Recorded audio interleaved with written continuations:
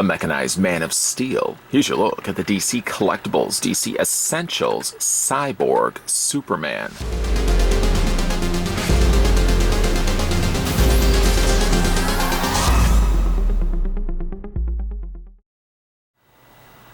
Hank Henshaw was a man of great promise, traveling into space on a NASA mission that would transform him into something more machine than human. Hank would ultimately cease to be, and in his place arose Cyborg Superman, a super being with powers like those of Superman, along with a few technological abilities. With his highly posable 6.86-inch tall figure, you'll be able to shape the metal menace of a supervillain into imposing stances, or set him in a dynamic battle against your favorite DC heroes. Just beware, he's not a fan of the Green Lantern Corps.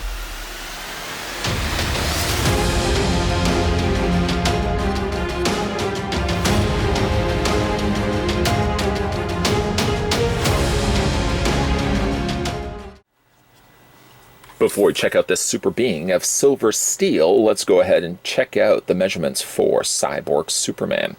Now, according to the packaging, it touts the figure as being about, 6.8 inches? 6.86 inches. I guess that is correct. According to the Ultra Measure-Tron 5000, the figure stands 6.9 inches, so that's not really that far off at all. Centimeters, though, let's go ahead and switch that over. You're looking at a figure standing just a little over 17.5, 17.6 to be exact. Normally, this would be the time of the review in which I would showcase all the accessories and perhaps even a display stand that come included with the figure. Sadly, I can't pull off such a feat. Unfortunately, Cyborg Superman, much like the Supergirl that we already had a look at, doesn't come with any accessories whatsoever. So what we'll do for the filler of this review, we'll simply add, I'll bring in Supergirl because you guys would obviously want to see the size difference between the male standard sized molded body and then the female body from the DC Essentials. These bodies get shared frequently a lot with the various different male superhero figures that we have gotten. Superhero female figures from the DC Essentials we haven't gotten as many of, but luckily we'll also be looking at above and beyond Supergirl, we'll also be looking at Cheetah and Wonder Woman in a couple of other upcoming videos. So you get your chance to kind of see this mold at work. Like I said, though, unfortunately, other than that, the Cyborg Superman comes with squat. Well, he didn't come with anything anyways. Certainly not included was the Supergirl. So let's have a look at the figure itself.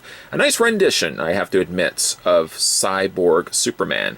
The few instances in which we actually do get ourselves a Cyborg Superman, and let me tell you, those examples are quite few. The ones that do get released are handled generally pretty well, this one being no exception. I like how this one has been made, though there is one small little problem I have with this figure. Anybody want to take any guess what it is? You're kind of looking at it right now. Or why don't I say this?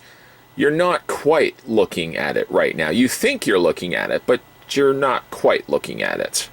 No, I'm not the Riddler. Let's go ahead and just reveal what I'm talking about.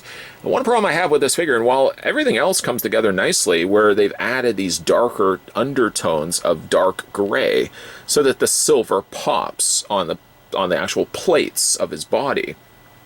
Unfortunately, they couldn't have maybe afforded some of that around the areas of his teeth. Yes, unfortunately with Superman's teeth, or Cyborg Superman's teeth, it's very difficult to actually make out his teeth. You can see that they're there only by the sculpt, but I would have really loved if they could have added some additional, maybe this color right here, could have been added up at the top here. Filled in on some of those recessed areas here on the sides of his jaw, but most definitely could have gone across those teeth and gums, just so that some of that would be standing out a little bit more. You see it only because it's really close to the camera, but I mean the further away you move, the less visible that seems to become. Almost even from a distance, because you don't see the teeth, it almost even comes across like Cyborg Superman is smiling as a result of that. The head sculpt is good. I like generally the head sculpt for it. It captures exactly what I would want Cyborg Superman to have. Both elements of the Man of Steel and the silver steel on the other side. He even has the Superman curl coming down the side. Now, it does look like this isn't the same mold as Superman's DC Essentials figure. Obviously, there has been some drastic changes to it. I think this is a brand new head sculpt. I'm actually kind of liking the side that is Superman, and would have to go back and find my old Essentials Superman, which I packed him away along with some of my other Essentials figures, because I don't think that is the same head part. Obviously, this part right here, I don't think is shared with the other Superman. I kind of like what I'm seeing here, even though I'm seeing so little of it. Like, the coloring is good. This silver is really nice. I just wish that some of the darker colors could be added there just to make some of those details pop, because I feel like right now, as it stands now, they don't really pop. As for the rest of his outfit, you can see the torn away Superman costume. Still present though. I always like when something is ripped, but still a logo is fully visible. They're notorious for doing that in cartoons and film. But here though, it's the exact same thing. You've got the Superman emblem fully visible.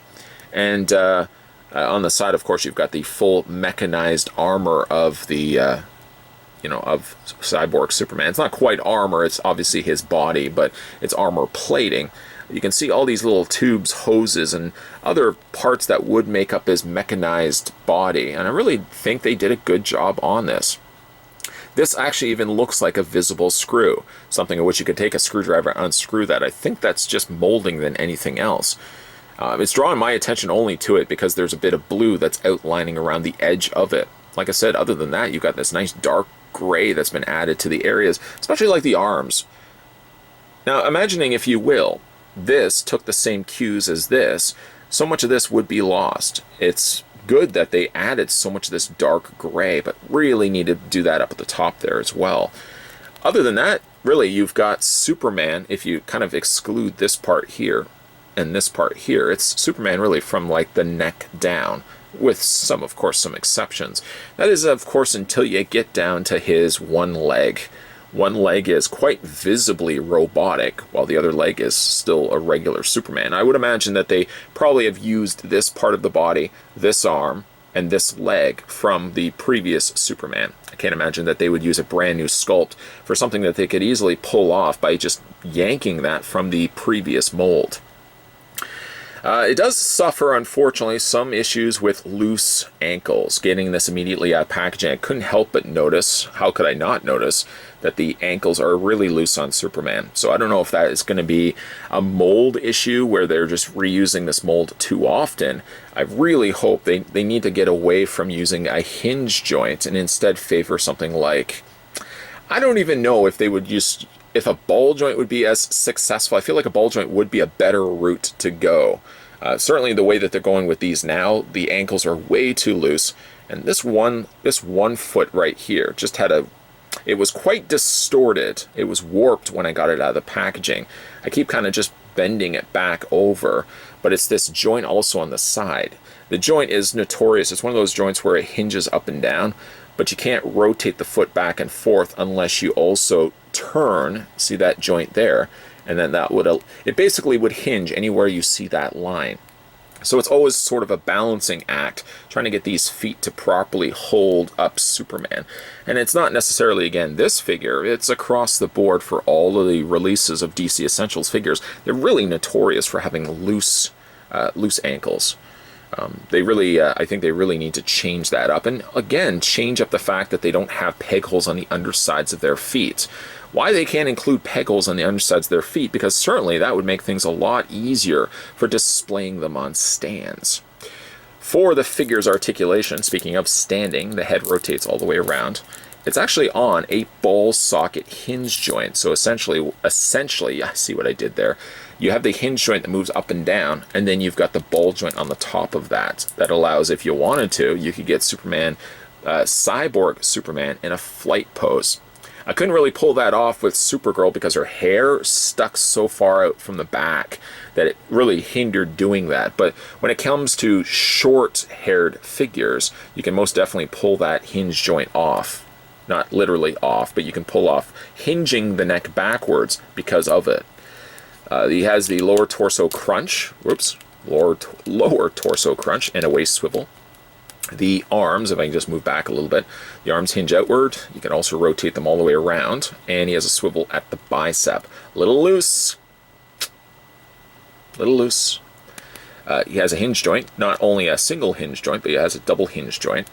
It's not the most effective because he's got such a large bicep and he's got such a large forearm that you can't really move the arms back to fully experience that double hinge joint. The hands rotate all the way around, and you can also hinge them back and forth. For the legs, standard ball joint is really what is in your immediate future if you pick up these figures for yourself. Ball joint definitely works. It's one of the cheapest joints to make, and on top of that, I think it's the most universal for what you can do with these figures. Got to really put ball joints, I think, down at the base of the feet. The leg, the thigh is on a 3/4 cut, so basically 3/4 up the leg is a cut swivel that they've put into the leg that allows the legs to rotate all the way around. He has a double hinge happening on the knee. Whatever knee you decide to go with has both afforded double hinge joints. He has a swivel at the boot. Now this obviously on one side is not a boot, it's part of his leg, but the other boot does have that same swivel point. And then, like we've already discussed, he's got the hinge joint on the feet. Not really getting an ankle rocker just because of the type of socket that they're using, that hinge joint. I know I've said hinge joint a whole lot of times in this review. The hinge joint really is a hindrance for these figures because, I feel like they get really loose way too fast, and it does cause problems when it comes to displaying the figures.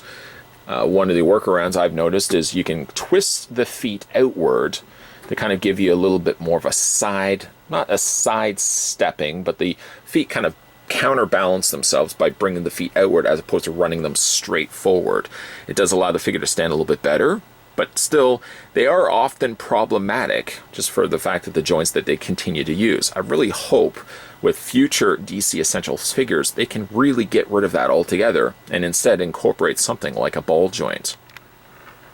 Characters like Cyborg Superman have always had a soft spot in my heart, and generally a lot of that can be traced back to the fact that when I was really heavily into collecting comics was during the Nightfall series for Batman, of course, where the breaking of the Bat happened, and of course the death of Superman and the subsequent reign of Superman that would follow.